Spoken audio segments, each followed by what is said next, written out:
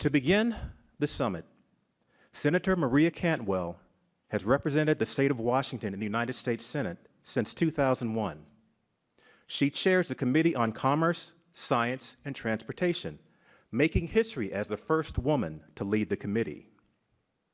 As an architect of the CHIPS and Science Act, Senator Cantwell bridged partisan divide to spur domestic semiconductor research, development, and manufacturing.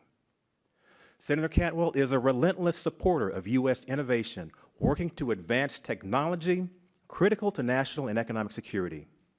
We couldn't be more honored to have Senator Maria Cantwell here in Seattle today to help kick off the 2023 ERI Summit.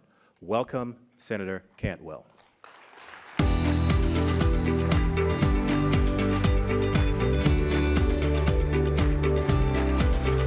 Thank you, Dr. McCants, and welcome everyone to the Pacific Northwest.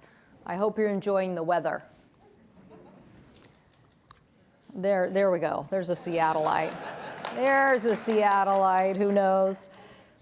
You know, by today, you'll have sunshine about 4 o'clock in the afternoon. But I want to thank DARPA for coming to Seattle for this very important conversation about the Electronics Resurgence Initiative and why the United States needs to keep the competitive edge in such a critical sector of our economy. I want to thank all of you for participating in today's summit and to make sure that you understand how much those of us in the United States Congress believe that the future depends on you. This is an important opportunity for our nation to bring the supply chain back to the United States of America and to keep our competitive advantage in a sector that now most people in America understand what a supply chain is and how important a semiconductor is to that supply chain.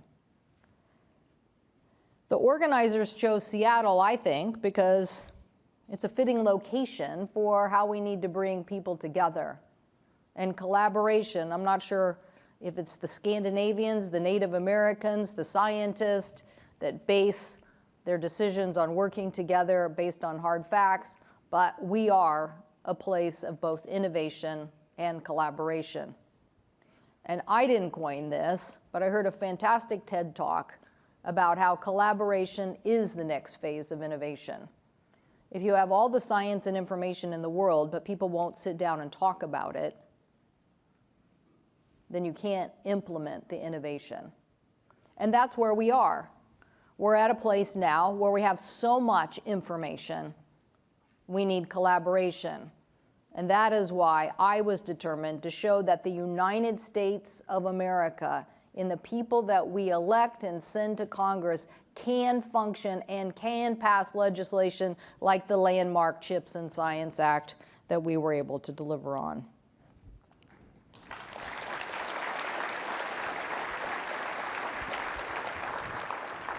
Seattle is synonymous with technology and innovation because we have spurred a world-class workforce. We are the first in the country in terms of STEM jobs and STEM employment, and the #1 state for commercial research and development and investment.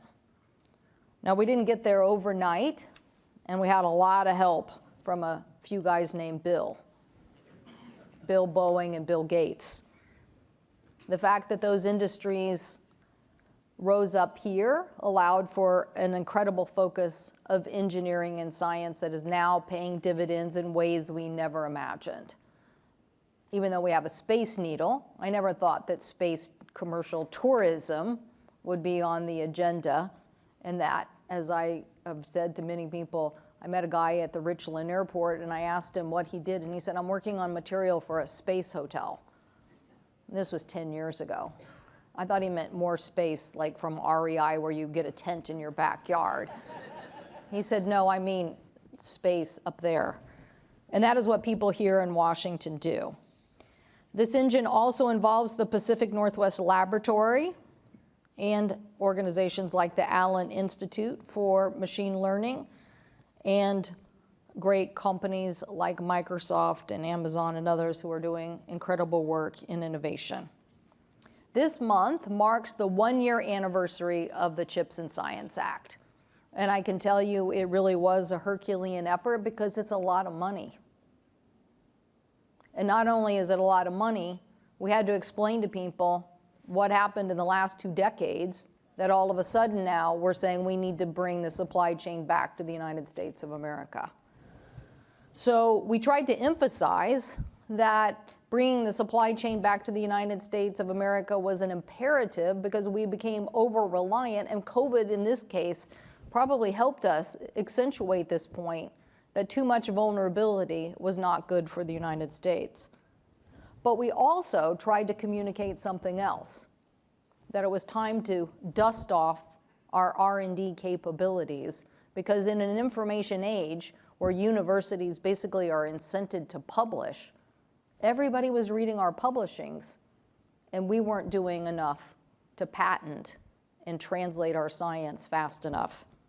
So our colleagues in the United States Senate got this point, and we were able to pass this landmark legislation that basically is about bringing the supply chain back to the United States of America. But in the Electronic Surgeons Initiative, one thing was really important, that we also needed to build the leading edge chips, and what was necessary for AI as a component of that meant that we were just too dependent on Asia. And that is why we invested $52 billion in the semiconductor manufacturing area in the CHIPS and Science Act, and why our colleagues ultimately said, yes, we need to do this. Now, yes, maybe we had a few secure briefings to get this point across. But in the end, they said yes because they knew the reality is that the United States of America can still innovate faster, and that this economy depended on it, but our national security and competitiveness depended on it. And that is why we've seen $230 billion in private sector investment already in response to the CHIPS and Science Act, and why we need now to get on with building the semiconductor industry and making sure that America does stay competitive. Overall, the CHIPS and Science Act represents one of the largest investments in research and development and a focus on STEM workforce. That was a key part of the bill. And really, one of the things I think we really need to focus on today. That is, the jobs of tomorrow are here today, but we don't have the skilled workforce to do it. So authorizing one of the largest STEM of authorizations in the history of our country, I believe is a key component. But we did 2 competitiveness bills before this legislation, and we failed to do one thing after it: appropriate the right amount of money. So I hope out of today's conference that you will also focus on the fact that Congress needs to stay competitive and continue the resources besides the $52 billion to the semiconductor grant program, but making sure that we get the scientists for tomorrow. We need to maximize innovation and entrepreneurship. We need to educate that workforce, and we need to focus on the applications of tomorrow that will convince our colleagues that the competitiveness of the nation depends on that investment. Here in the state of Washington, we are using that CHIPS and Science innovation in a variety of ways. The University of Washington just received $10 million through an NSF grant to train the next generation of semiconductor workers on advanced chips. And this grant also involves Micron and other industry partners, 5 additional universities, with money from the landmark CHIPS and Science Act to increase that investment. And the University of Washington and the Oregon State University will also be the beneficiary of a regional innovation engine hub authorized by the CHIPS and Science Act. But I believe that collaboration will be central to our success. Innovation hubs like Seattle are primed to bring together large and small businesses, training and academic institutions from all levels, including our government and defense and civil sectors, to to foster that collaboration. But how do we give those who are involved in our national security efforts the vision of what is possible while still adhering to some of our great security challenges? I think we need to foster a new kind of collaboration. I think greater collaboration is important in strengthening the U.S. semiconductor defense industrial base and implementing the CHIPS and Science Act. And there are three things that we should consider pursuing. First, DARPA-funded researchers could be encouraged to join the National Semiconductor Technology Center being established by the Department of Commerce, giving greater access to industry facilities used in commercial R&D fabrication. Second, the CHIPS and Science program could assist DARPA in finding industry partners to ensure that leading-edge microelectronics breakthrough make it through the infamous Valley of Death.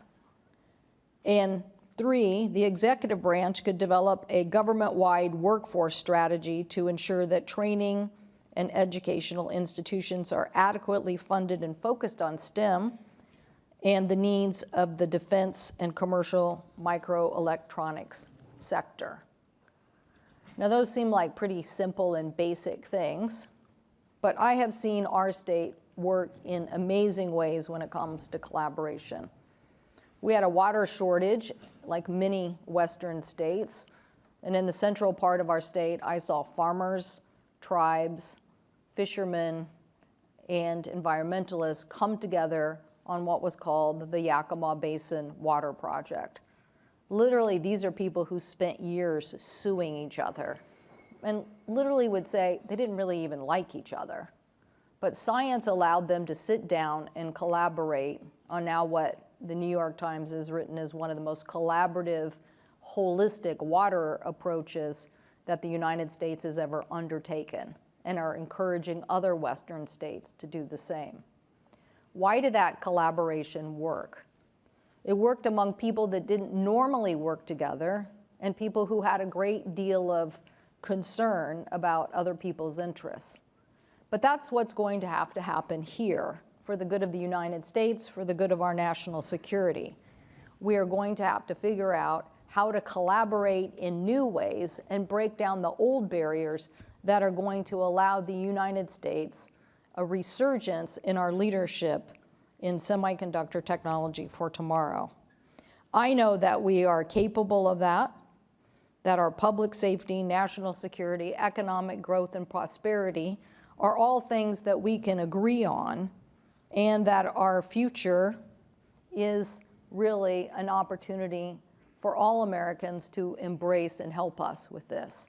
And just like the United States Senate, where we came together, I am confident that all of you, working collaboratively, will deliver for the United States of America. Thank you for being in Seattle, and enjoy the emergence of this really important area of semiconductors and collaboration. Thank you all very much.